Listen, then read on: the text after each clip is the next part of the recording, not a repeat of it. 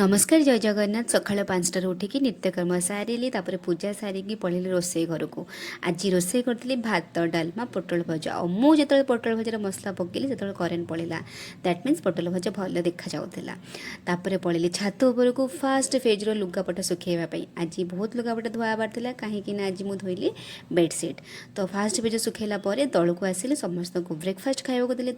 आउ थे पलैली सेकेंड फेज्र लुगापटा सुखाइवाई आउथर चिपुड़ीनी सेमती ही सुखईदेली कहीं सूर्यदेव देवता को तो पानी दरकार सी आमको एत खरा दौरान मुझे पा छाड़देली मुझे खाइली ब्रेकफास्ट आज ब्रेकफास्ट में खाइली भात डाली पोटल भजा दही तापर बसिक रेकर्ड लिखिली रेकर्ड लिखि सारापर मुझे बाहरी पड़ी कॉलेज अभिमुखे मो साथी को अधा रास्तार छाड़ी और साथी कली मो बस जहाँ भी कहतु भुवनेश्वर ट्राफिक नेक्स्ट लेवल एमती आम सांग मैंने ही करती यही पिलाटा हूँ स्वस्तिक जार बर्थडे था 2 मास तले आज ताको गिफ्ट मिली आ से गिफ्ट पाई बहुत